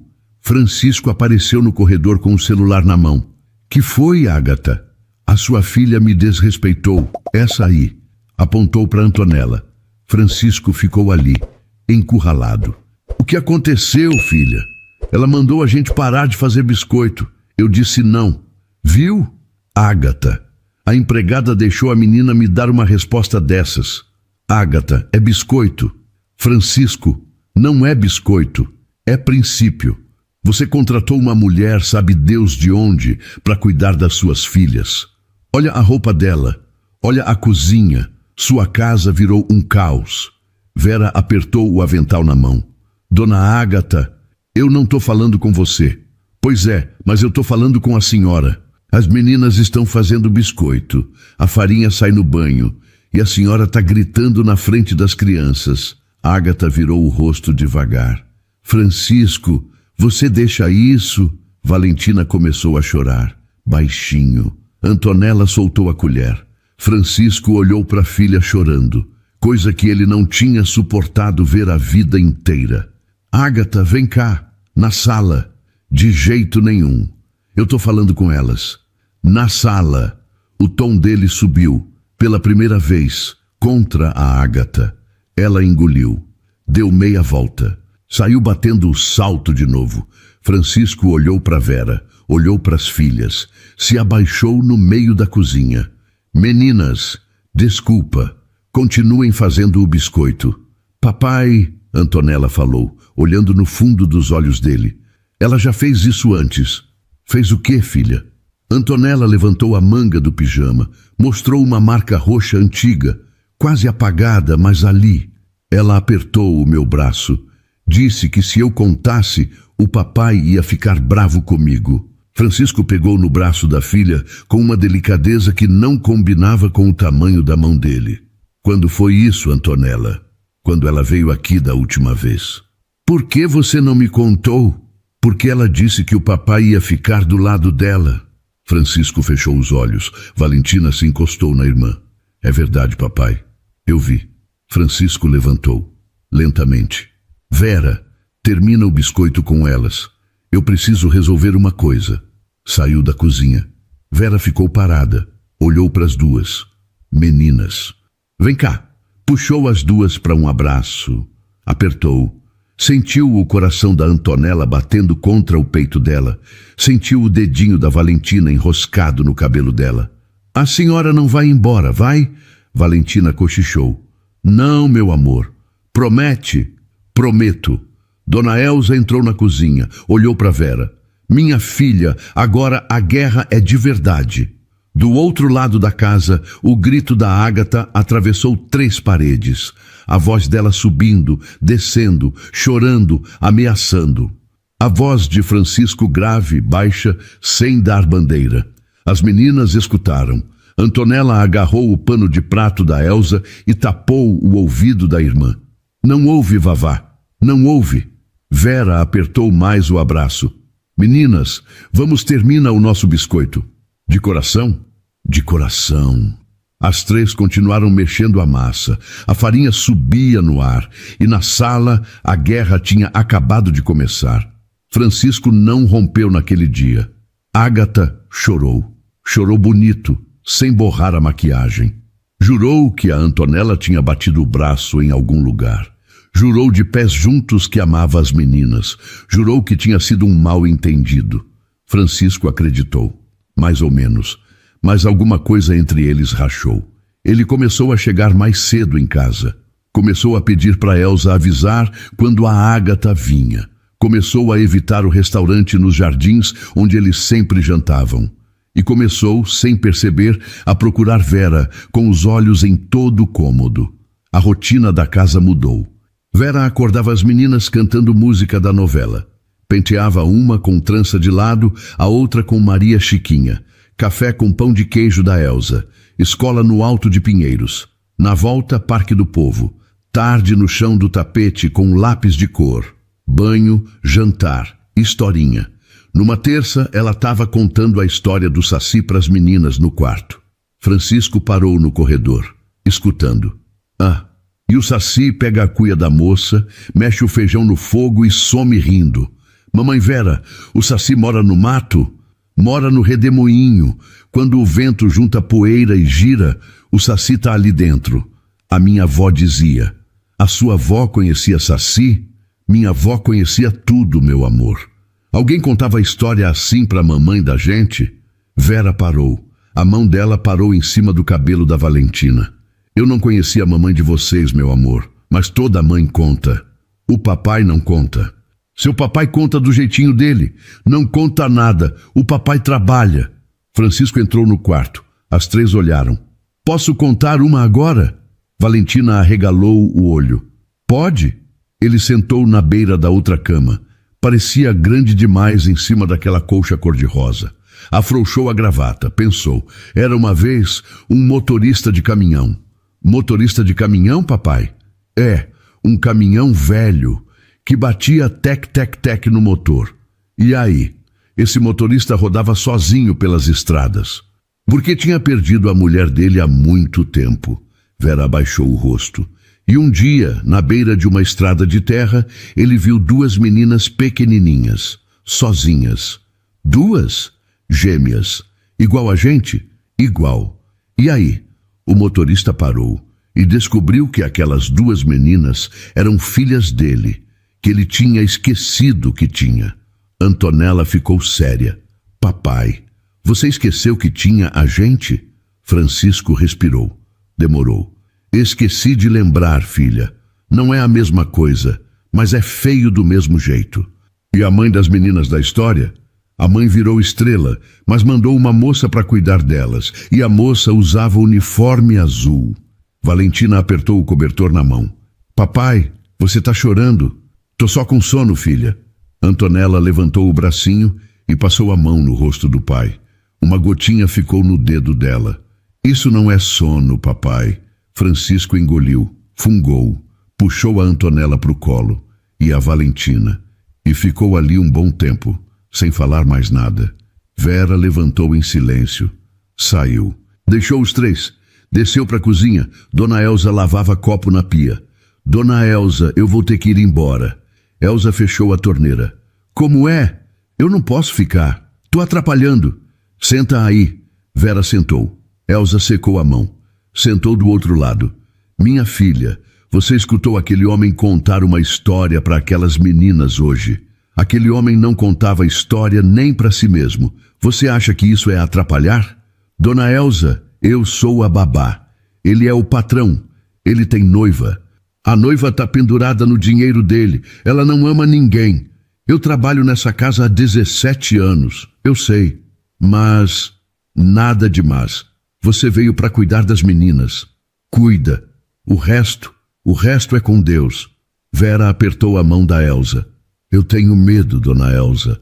Eu também tenho medo todo dia, minha filha. A gente tem medo e faz mesmo assim.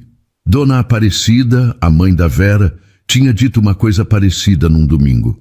No caminho da feira, com o braço apoiado no da filha, ela falou: Filha, quando Deus abre uma porta, a gente não fecha por medo de passar. Vera olhou pela janela da cozinha. No andar de cima, a luz do quarto das meninas ainda estava acesa. A Ágata tinha mandado 3 mensagens para o Francisco durante o jantar. Ele não respondeu nenhuma. Aquilo ia ter troco. E o troco veio 2 dias depois, no shopping. No sábado, Vera levou as meninas ao shopping Cidade Jardim. Francisco tinha pedido. Deixou o cartão. Avisou o gerente da loja. As meninas precisavam de sapato para a escola, tênis para a educação física, sandália para o verão. Valentina pulava no piso brilhante. Antonella segurava a mão da Vera com força, olhando para os lados como quem conta quantas saídas tem. Mamãe Vera, olha aquela boneca. Depois a gente olha, meu amor. Primeiro o sapato. Tec, tec, tec. Vera reconheceu o salto antes de virar. Ágata vinha pelo corredor do shopping. 3 amigas atrás. Todas iguais. Loiro escorrido. Bolsa cara. Mesmo perfume. Mas que coincidência! Vera endireitou as costas. Bom dia, dona Ágata. Meninas, vem dar um beijo na tia. Valentina e Antonella não se mexeram. Meninas, eu tô falando. A gente não quer, Antonella falou. Ágata riu para as amigas. Uma risada fina, ensaiada. Gente, tão vendo? Criança mal educada. Culpa da babá. Olha o uniforme dela. Olha o cabelo. Uma das amigas, morena tingida de loiro, cochichou. É a da periferia? A própria. As 2 outras riram. Vera respirou. Não ia brigar na frente das meninas. Meninas, vamos para a loja. Peraí, Vera. Ágata agarrou o braço de Antonella. Solta, Vera falou, baixo, mas a voz não tremeu. Como? Solta o braço da menina. Agora. As amigas da Ágata recuaram meio passo. Sentiram alguma coisa diferente na voz de Vera. Ágata soltou. Fingiu que foi escolha dela. Vera, eu vou ser sincera na frente das minhas amigas, que são testemunhas. O Francisco me contou tudo. Tudo o quê? Que você tá dando em cima dele, que ele tá enjoado de você, que foi um erro te contratar. As 3 amigas balançaram a cabeça com pena fingida. Vera sentiu um frio subir pela coluna. Por um segundo duvidou. Será que ele tinha falado? Olhou para as meninas. Estava prestes a acreditar. Foi quando Antonella falou. Mentira! Como é, menina? Mentira! Você está mentindo. Para, menina. O papai falou ontem no telefone que a Vera foi a melhor coisa que aconteceu com a gente. Eu escutei. Você não escutou. Escutei. E você estava atrás da porta da cozinha. Eu te vi pelo espelho do fogão. A senhora escondida igual uma barata. Uma das amigas arregalou o olho. Ágata, você estava escutando atrás da porta? Imagina, essa menina inventa. Eu não invento. Você estava de sapato dourado. Eu vi. Ágata ficou vermelha até a orelha. Os dedos apertaram a alça da bolsa. Uma das amigas olhou o relógio. Gente, eu tenho que ir. Peraí. Eu também. As três saíram juntas. Rápido. Fingindo pressa. Sumiram na escada rolante. Agatha ficou ali, parada, sozinha no meio do corredor do shopping. O salto dela não batia mais, porque ela não andava. Você vai pagar por isso, falou para Vera. Baixo, veneno puro. A senhora mesma se queimou, dona Agatha. Valentina puxou a mão da Vera. Vamos, mamãe. E saiu, na frente da Agatha, na frente de todo mundo do shopping que tinha parado para olhar. Antonella segurou a outra mão da Vera. Vamos, mamãe. As duas arrastaram a Vera para longe dali. Vera não olhou para trás, mas sentiu o peso do ódio de Agatha queimando suas costas o caminho inteiro. Um tempo depois, já no carro, Valentina começou a chorar. Meu amor, o que foi? A gente te chamou de mamãe na frente dela. Tá tudo bem, o papai vai te mandar embora? Por que, meu amor? Porque a gente chamou. Vera puxou a menina pro colo. Antonella encostou do outro lado. Olha para mim, as duas, olha. As duas levantaram o rosto. Seu pai não vai me mandar embora porque vocês me chamam de mamãe. Se ele mandar, vai ser por outra coisa. Mas isso não. Como você sabe? Antonella perguntou. Eu sei. Eu confio nele. Foi a primeira vez que Vera disse aquela frase. Ela mesma se assustou com o que saiu da boca dela. O carro subiu para o Morumbi.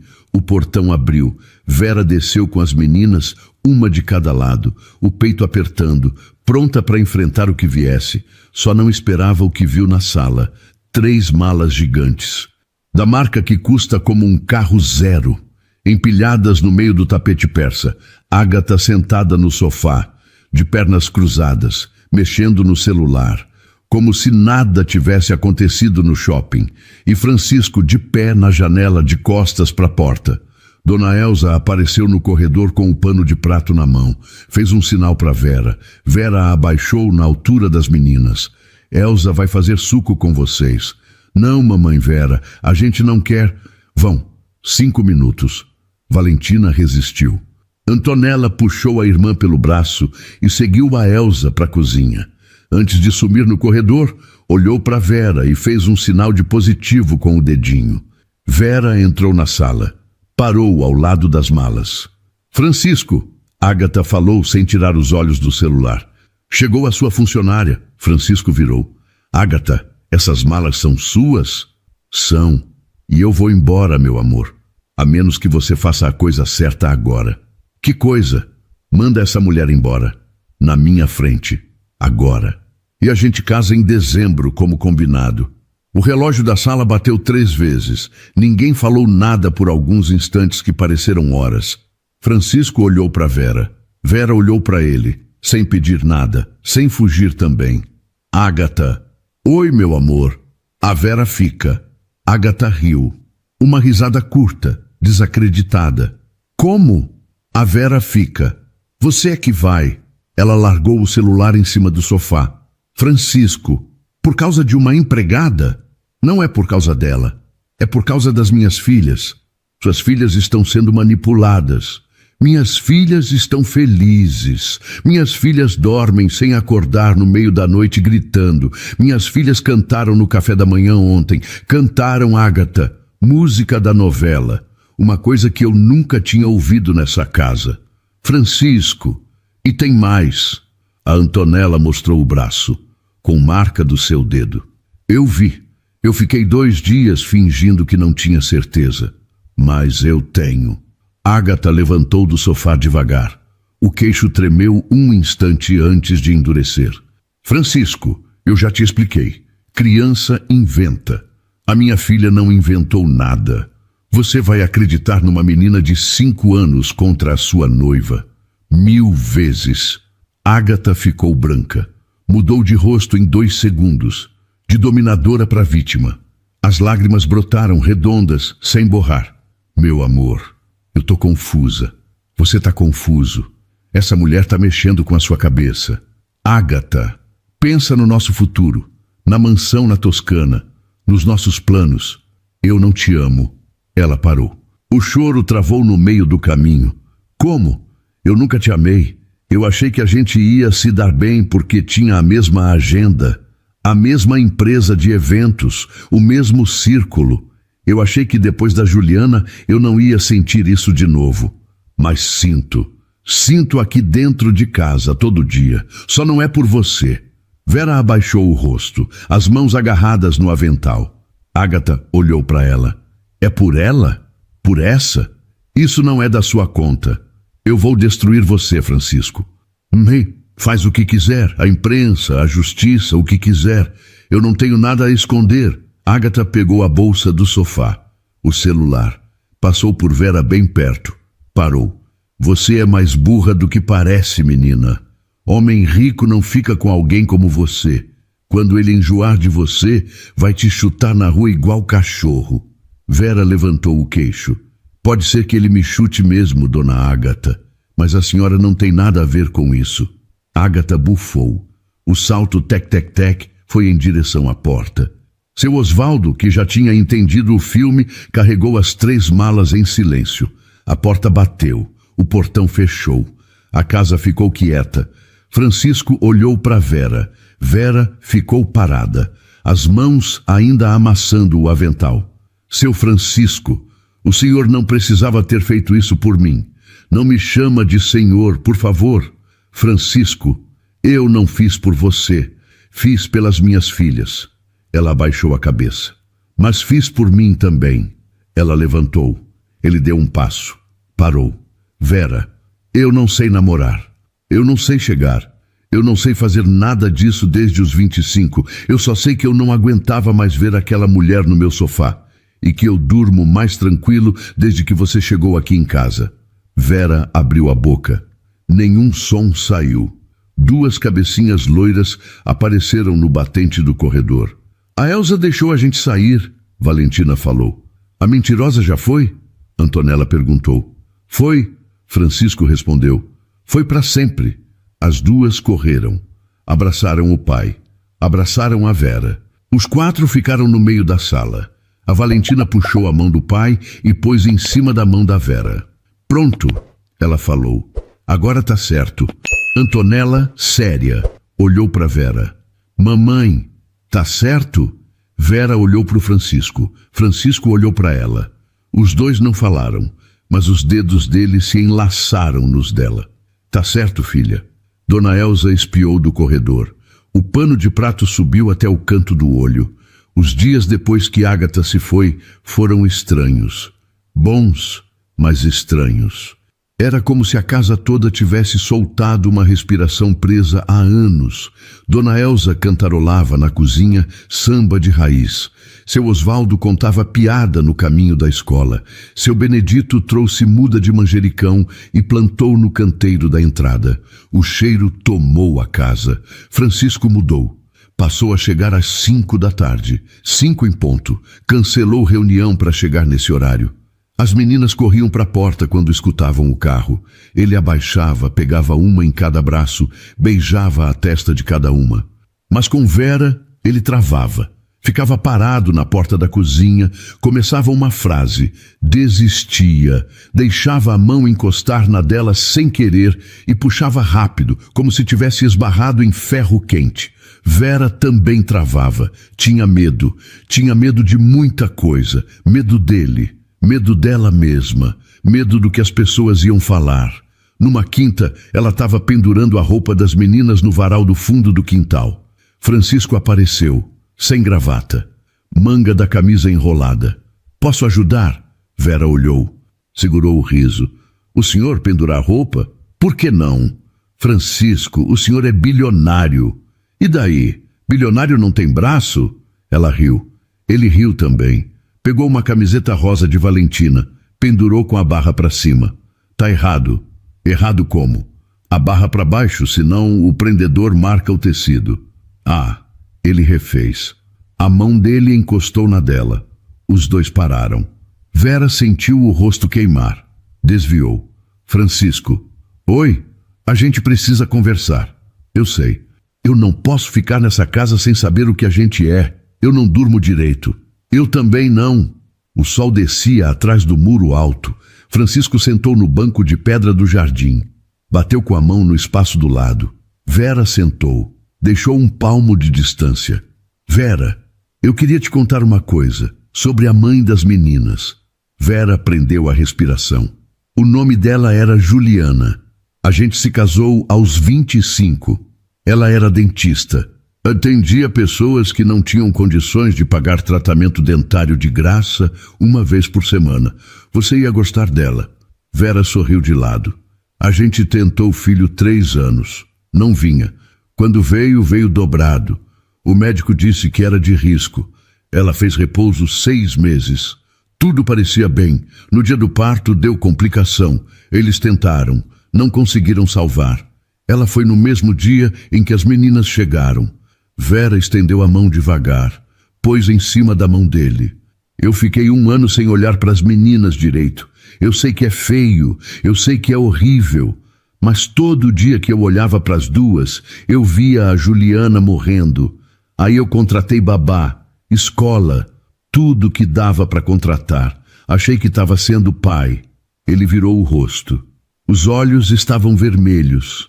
Aí as duas sumiram naquele dia. E quando eu achei elas estavam rindo. Rindo, Vera. Faz 5 anos que eu não escutava aquelas duas rirem juntas. Rirem de verdade.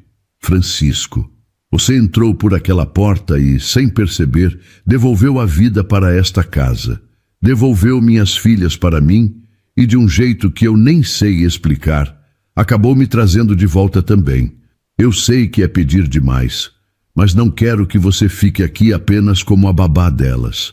Quero que fique como a mulher que você é, a mulher que eu aprendi a amar, como parte da nossa família. Vera passou a mão no rosto. Lágrimas teimosas corriam livres. Francisco, eu tenho mãe doente em Paraisópolis. Eu era faxineira, agora sou babá.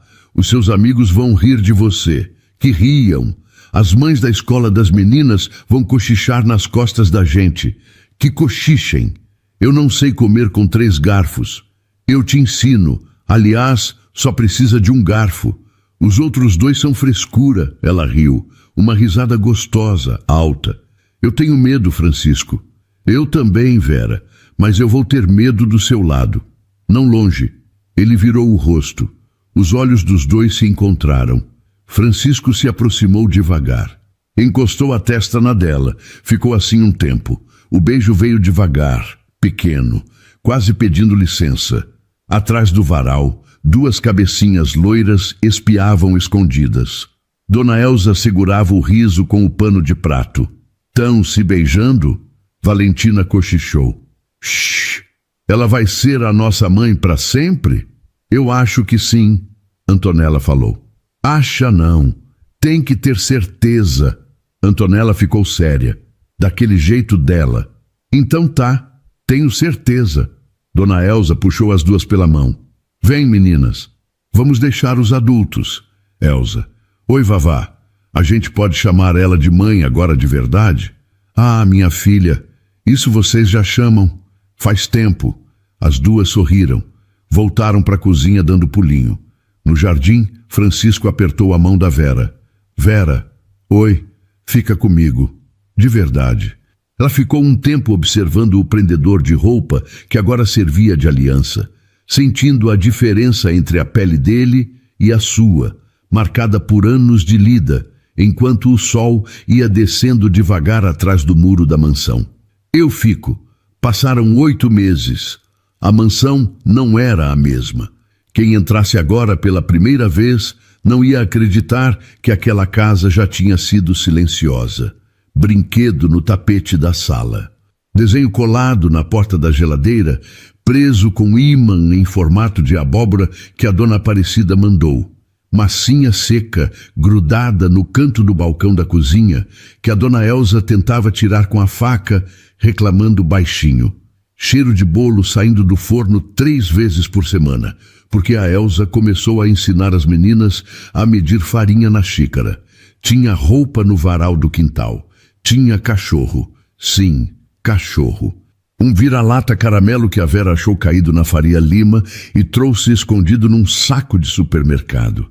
Francisco descobriu 2 dias depois, quando o bicho roeu o sapato italiano dele. Quis brigar. Olhou para as meninas. Não brigou. Botou o nome de Pipoca.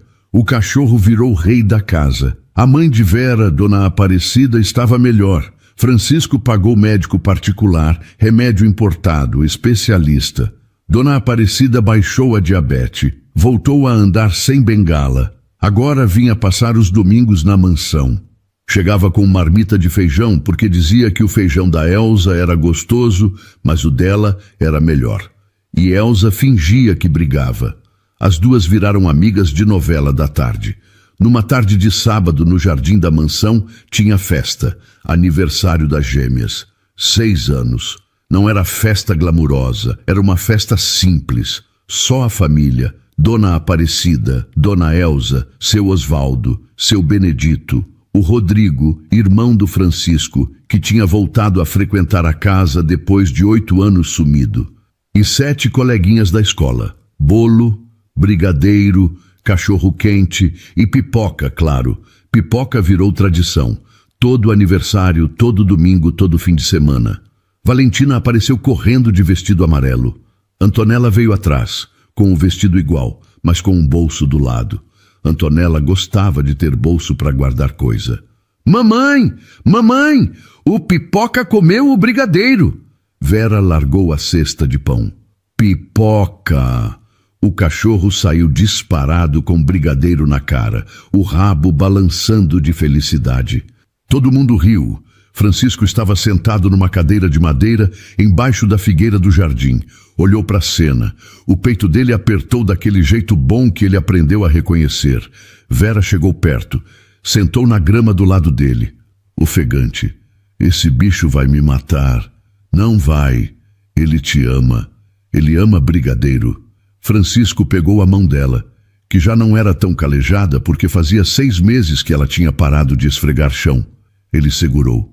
Os dois estavam juntos há 7 meses, de verdade, sem esconder. As meninas tinham comemorado com um desenho gigante, os 4 de mão dada com um sol enorme em cima. Vera, oi, eu quero te perguntar uma coisa. Se for para tirar o cachorro do sofá, não. Ele riu. Não é isso. Ele mexeu no bolso. Tirou uma caixinha de veludo. Pequena, antiga. A forração já gasta nos cantos. Vera arregalou o olho. Francisco, não era da Juliana. Eu quero deixar claro. Era da minha avó. Ela me entregou antes de partir e disse para eu dar para a mulher certa. Eu guardei 9 anos. Nunca serviu em ninguém. Agora serve. Ele abriu. Um anel simples. Ouro amarelo. Uma pedrinha azul meio gasta. Minha avó era costureira. Criou 7 filhos. Essa pedra ela ganhou do meu avô quando o meu avô ainda era entregador de leite. Era tudo que ele tinha. Vera tapou a boca com a mão. Vera, quer casar comigo? As 2 meninas, que estavam fingindo que brincavam de pega-pega do lado da figueira, gritaram antes dela responder. Fala sim, mamãe. Fala. Todo mundo olhou. Dona Aparecida apertou a mão da Dona Elza. A Dona Elza levou o pano de prato aos olhos e dessa vez o pano saiu molhado. Vera chorou, riu chorando. Quero sim, Francisco. Ele botou o anel. Coube. Como se tivesse esperado aquele dedo a vida toda. As 2 meninas se atiraram em cima dos 2. Os 4 caíram na grama. O Pipoca veio junto, lambendo o rosto de quem deixasse.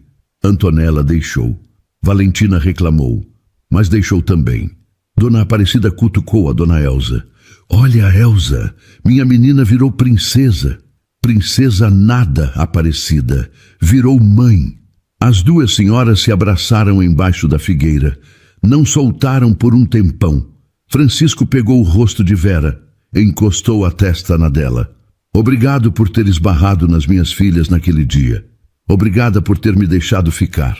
Valentina enfiou a cabeça no meio dos 2. E eu, gente? Você também, meu amor. Antonella veio por trás, braços cruzados, séria. Finalmente, Francisco puxou ela pro colo. Beijou a testa dela, beijou a da irmã, beijou a mão da Vera. Do outro lado do jardim, o seu Osvaldo tirou o boné. Olhou pro céu. limpou um canto do olho rápido, botou o boné de volta. Dona Juliana, ele falou baixinho. Ninguém ouviu. Tá tudo bem agora. Pode descansar. Uma brisa passou pela figueira. Uma folha caiu no colo de Valentina. A menina pegou-o, guardou no bolso do vestido. Para sempre, ela cochichou. Minhas amigas, que história tocante acabamos de ouvir, não é verdade?